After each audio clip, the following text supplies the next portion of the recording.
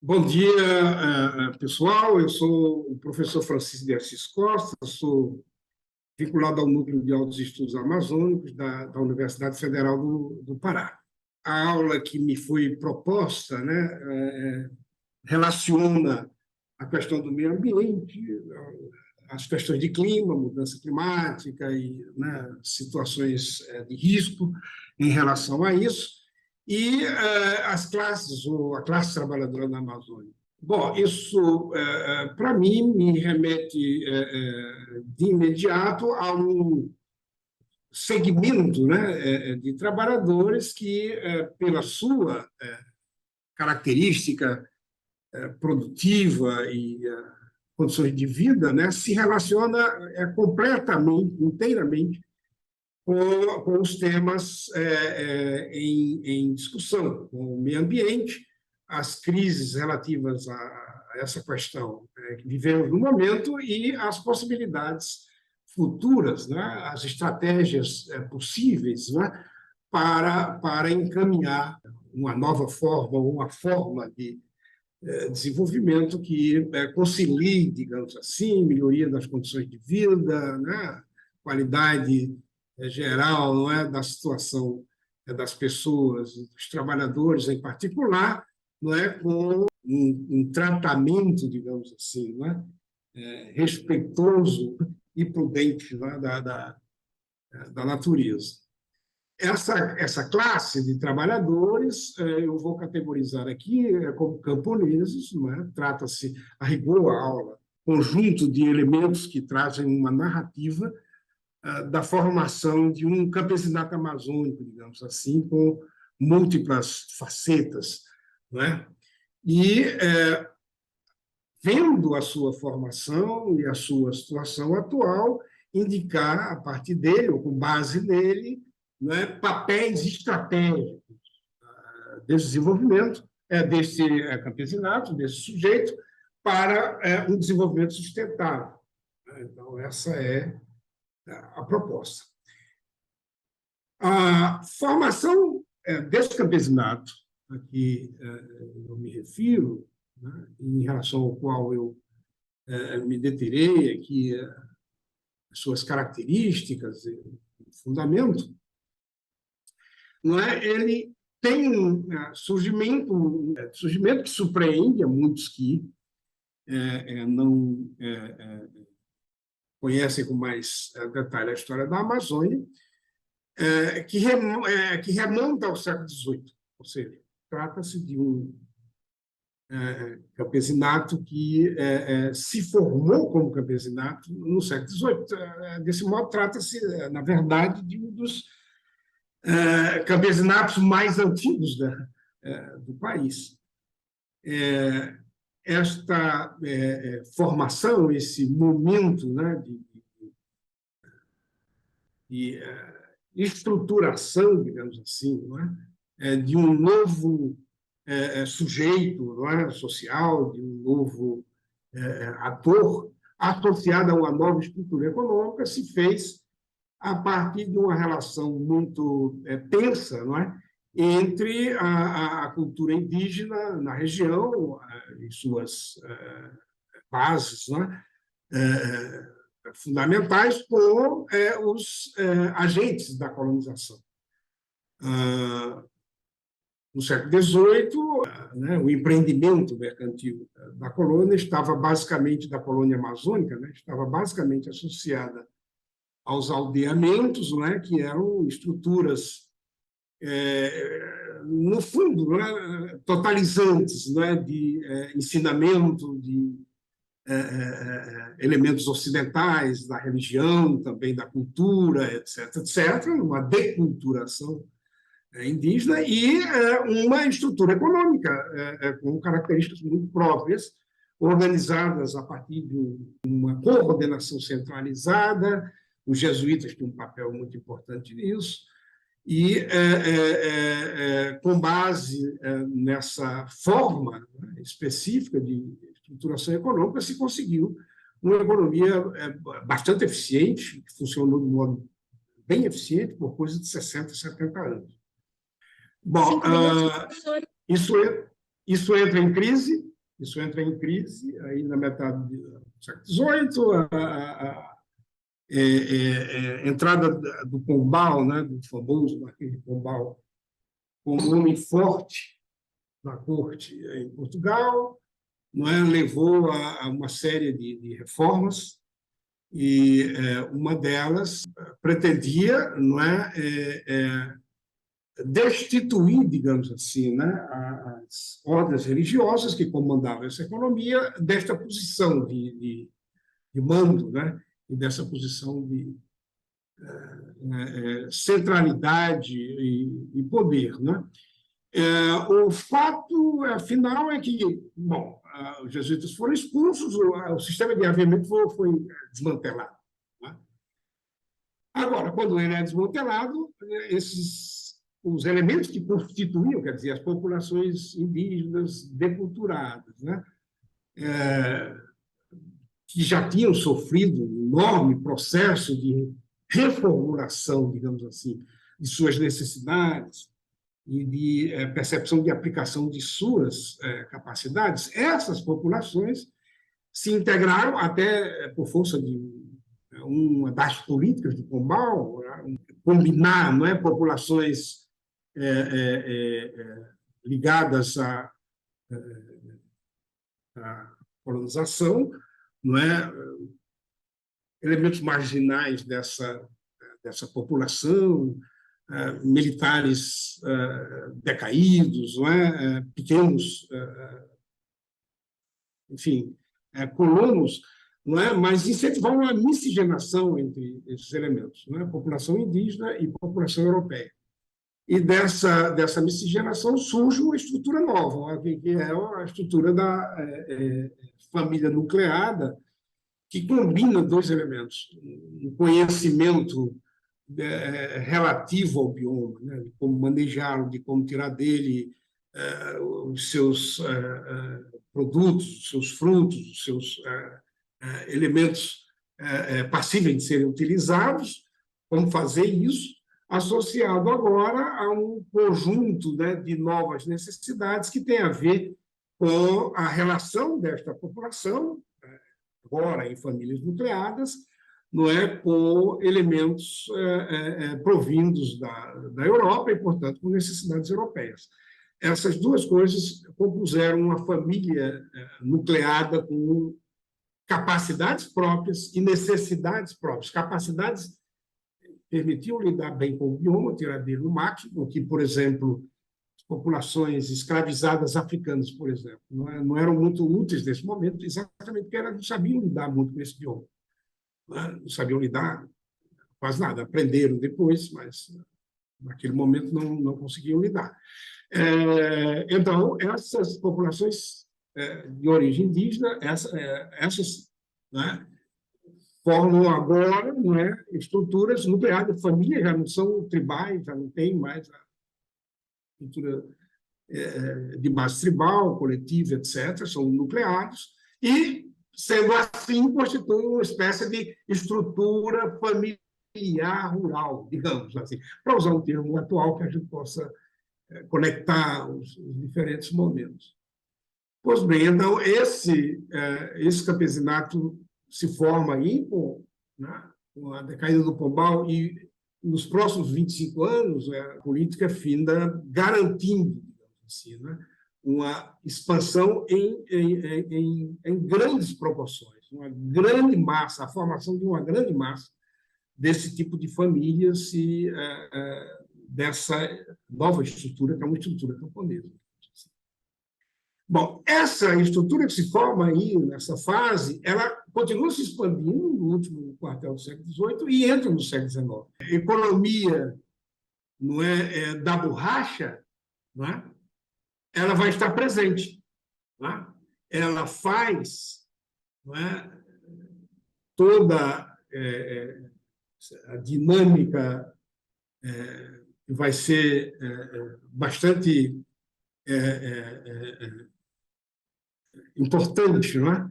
Da chamada economia da droga, ou das drogas do sertão, após o Pombal. Quer dizer, então, ela garante a continuação da produção extrativa ou da produção ligada ao bioma, ligada à floresta, etc., ela garante os fluxos ampliados, inclusive, né, dessa produção ao longo da segunda metade do século XVIII inteira, né, e vai crescendo com isso até a economia colonial entrar em crise. Né? Então, até lá, a produção extrativista se mantém a produção-chave, né, da colônia. As ideias do próprio Pombal de ter uma agricultura pujante e substituir o extrativismo, isso não se concretizou.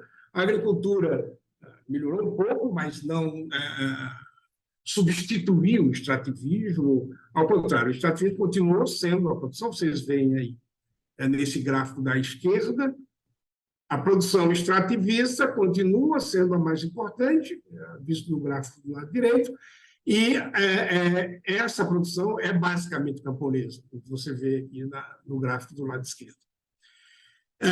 Muito bem. Então, esses camponeses eles vão fazer, eles vão explicar, eles vão estar na base da economia da borracha do século seguinte.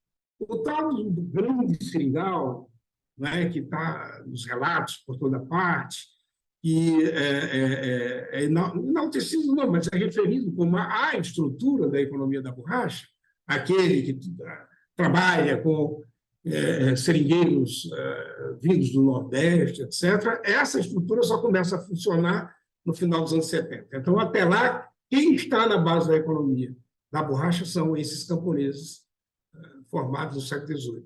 Eles vão continuar ao longo do boom da borracha, no período em que essa seringal mercantil, que a gente pode chamar, essa grande estrutura, prevalece e amplia enormemente a produção e multiplica os valores produtivos.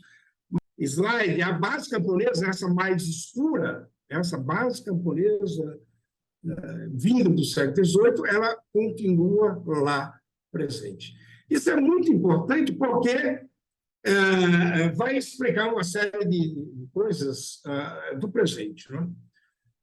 Para chegar no presente, entretanto, algumas coisas vão se passar entre aquele momento, formação camponesa inicial, século XVIII, sua manutenção e ampliação no século XIX, crise da economia da borracha. Na crise da economia da borracha, ao invés desse campesinato entrar em crise junto, ele, num dado momento, ele sente o peso, né, da grande quebra dos preços, mas ele, em seguida, se recupera. Ele volta a ter o protagonismo que teve, de duas maneiras. Então, neste gráfico do quarto slide, você tem a parte final do gráfico, você tem, na base dela, o movimento desse campesinato ligado à borracha, quer dizer, ou seja, aquele componente desse campesinato que produz basicamente borracha. Então, aquele campesinato, agora, sendo responsável por um volume de recurso menor, porque os preços sofreram uma queda muito grande, mas ele continua lá e, em termos físicos, digamos assim, ele se expande. Ele se expande como? Se expande absorvendo, na sua forma de produção, aqueles cerimônios que foram trazidos do Nordeste, foram colocados naqueles seringais enormes, naqueles seringais mercantis, e que depois, com a crise desses seringais, eles começam a assumir uma forma camponesa de existência. Quer dizer, constituir família, estabelecer a partir daí a sua base produtiva e ter os seus critérios decisórios associados a isso. Uma base produtiva familiar que produz orientada para as necessidades familiares. 16 minutos. Esse campesinato caboclo, que agora se amplia, vamos ter a chegada, ter a incorporação de diversas formas camponesas, diversos agentes camponeses, diversas famílias e ondas, quer dizer, migratórias importantes, não é, que vão agora, né, pós-borracha, não é, atuar em dois movimentos. Um movimento que capta, né, se quiser, seringueiros retornados dos grandes seringais. Então, isso vai acontecer no Planalto Santareno, ali em torno de Santarém. Isso vai acontecer no Nordeste Paraense, na região Bragantina. Agora, gradativamente, ao longo das décadas seguintes, a esses imigrantes vão se somar outros que vêm diretamente do Nordeste para a Amazônia e passam a constituir um campesinato importante aí na Bragantina e no Planalto Santareno. Junto a esse movimento, né, você tem, aí nos anos 20 já e tal, uma imigração japonesa importante. Ela é uma imigração também em bases familiares, isso é importante repetir. Eu estou falando isso tudo porque isso tudo tem importância lá adiante, chegar lá no hoje. Não é? E, passadas aí, não é, 4 décadas, você vai ter uma forte migração aí já orientada a partir dos movimentos produzidos pela política da ditadura. Mas esses movimentos vão criar uma colonização na Transamazônica, por exemplo, mas não apenas, Rondônia também, que, enquanto camponeses, vão, enfim, primeiro, tentar, tanto no caso como no caso dos japoneses, no caso dos nordestinos vindos para Bragantina, no caso dos nordestinos vindos para o Planalto Santareno. Bom, em todos os casos, e isso é muito importante, existiu um movimento de reconstrução das bases produtivas por parte desses camponeses. E eles foram todos, né, na direção de uma agricultura mais complexa e levando, não é, o processo de inovação foi intenso em todas as áreas, da parte deles mesmos, né, testando possibilidades, com muito pouca participação dos órgãos oficiais, da Embrapa e tal, que não tinham orientação nessa direção. Não é? Em Tubiaçu é interessantíssimo o que se passou lá, mas também em Capitão Poço, por exemplo, uma colonização nordestina.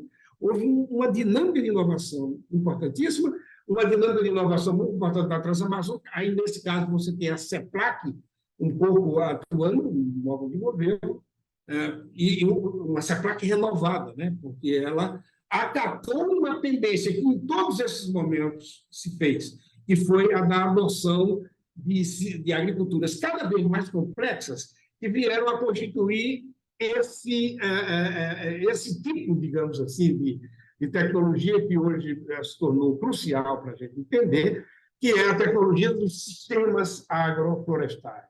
Todos eles foram nessa direção. Muito bem. Então, aqui você tem uma novidade que tem uma extraordinária importância para o hoje, para o que se passa agora, né? Está basicamente claro para todo mundo que as possibilidades de você ter base produtiva que, em última instância, se assente, a base produtiva rural, em última instância, se assente em algum tipo de sistema agroflorestal. Existem muitos, a coisa é complexa, mas em algum tipo de sistema agroflorestal há que se assentar para que se tenha uma base produtiva rural compatível com as condições reprodutivas, digamos assim, né, dos fundamentos ambientais e ecológicos da região. Não é? Temos agora, para isso, e aí chegamos no sétimo slide, na verdade, um mapa mostrando, não é, aonde esses diversos campesinatos, aqueles campesinatos históricos que eu falei antes, aquele bem histórico do século XVIII, que entra no século XIX, depois aquele do início do século XX, que, né, se faz a partir da transformação de seringueiros, etc., e amplia não é? E amplia muito, não é? Em termos em bases demográficas, não é? E operacionais. Essa estrutura, então, são dinâmicas bem lá remotas, e o outro conjunto, não é? De campesinatos, digamos assim, que também vão na direção da construção de uma base produtiva complexa, com essas características de SAF, mas que se fazem a partir de uma imigração bem recente e de camponeses que vieram de outras regiões com uma lógica produtiva muito orientada pela homogeneidade, pelas características da produção agrícola de regiões temperadas, ou que essa produção assumiu das regiões temperadas. Né? Então, esse mapa mostra as diferentes posições, dizendo que, aí vem o mapa seguinte, né, dizendo que nessas diferentes situações, ou esses, se você quiser, esses diferentes campesinatos têm lidado com esse processo de organização, né, e eficientização de sistemas complexos, né, por duas vertentes, uma que maneja o bioma originário, maneja floresta, etc. Né? Então, esse em azul, né? Essas áreas em azul vão aparecer nesse mapa, é onde esses campesinatos estão. Tem os campesinatos que formam esses sistemas complexos SAFs, mas partindo de uma situação basicamente de crise da agricultura, reconstituindo, né, as bases produtivas de forma mais complexa, uns sistemas que a gente podia chamar SAFs de orientação agrícola ou artificiais, né, que a gente chama de SAFs-A.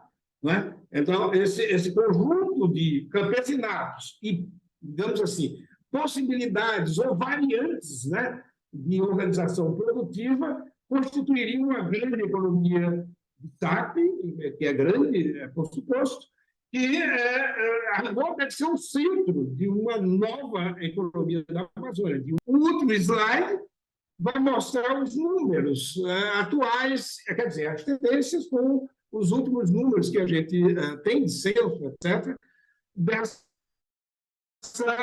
economia. O primeiro conjunto de barras lá do lado bem esquerdo mostra o crescimento desse conjunto de estabelecimentos, de pessoas, de camponeses, etc., né, em termos reais, né, um crescimento muito importante, né, que sai de 2,4, acho aqui, para 6,4 também, em termos de bilhões de reais. Uma taxa de crescimento importante, ou seja, é uma economia dinâmica que cresce, apesar de tudo que está ao seu entorno e dos elementos de contenção que ela sofre.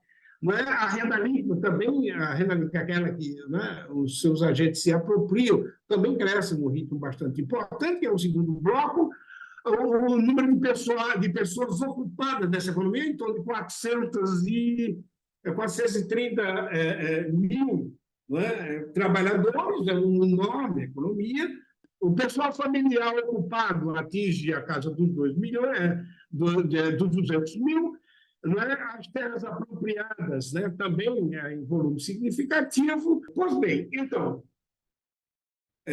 a questão aqui, novamente, o que nós trouxemos existe, não é, uma base produtiva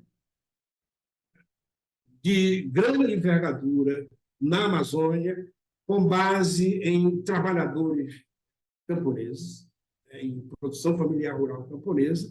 Essa base produtiva ela é dinâmica, ela é capaz de se ajustar, né, a necessidades que a tornam continuamente eficientes e podem ser, por isso, não é, pensadas e devem ser pensadas, não é, como atores fundamentais, não é, numa estratégia para o desenvolvimento sustentável.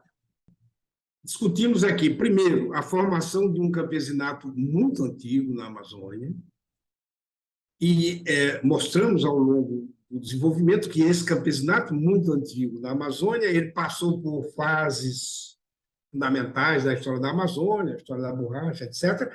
Mas o mais importante é que ele chega nos nossos dias, ele está hoje aqui. Não é? Então, com o conceito que a gente traz adiante, né? São eles, na verdade, que manejam esses sistemas agroflorestais, né, que têm a floresta como centro das coisas. Bom, então, essa foi uma questão fundamental que a gente trouxe. A gente trouxe também que acrescem-se a esse campesinato outros campesinatos que se constituíram a partir das situações históricas diferenciadas que a região viveu. Então, a partir da economia da borracha e sua crise, acrescem-se, né, um conjunto de novos camponeses, novas unidades, aos milhares. Isso tudo são movimentos de grande extensão. Não é? A partir, não é, dos seringueiros, que na economia da borracha do boom, né, eles vinham solteiros, ficavam solteiros, etc. Mas depois disso, eles constituem família, novamente casando com indígenas, ou trazendo suas esposas, e se constituem mais de uma parcela desses camponeses. Adiante, novas formas, agora vindo de áreas, primeiro, novas formas recentes, e vindo de outras áreas de tradição rural do país, não é? Chegam à região, chegam também outras, né, de outros países, como a japonesa, fundamentalmente, mas a lógica produtiva deles, apresentamos, né, sendo camponesa, no momento em que entram em crise com suas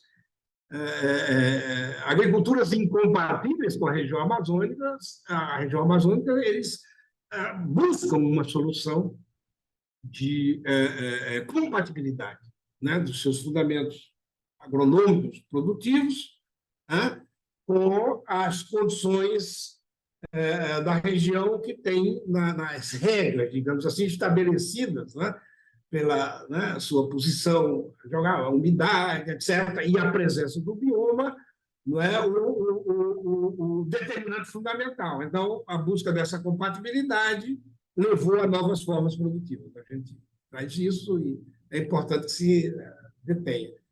Bom, ao final, você tem diferentes formas rural de base complexa, que, assim sendo, né, se torna compatível com as regras, digamos assim, as regras da geografia da região, né, da base climática da região e da presença do bioma que a caracteriza. E essa compatibilidade finda sendo uma chave estratégica que deve ser usada para se ter aí, né, o fundamento de políticas que garantam, né, um desenvolvimento sustentável, um desenvolvimento com a manutenção do bioma, ou mesmo até a expansão de formas, né, botânicas compatíveis com ele. Bom, então foram esses elementos que a gente discutiu. Foi muito interessante estar aqui e estou à disposição para qualquer pergunta e anseio por uma outra oportunidade.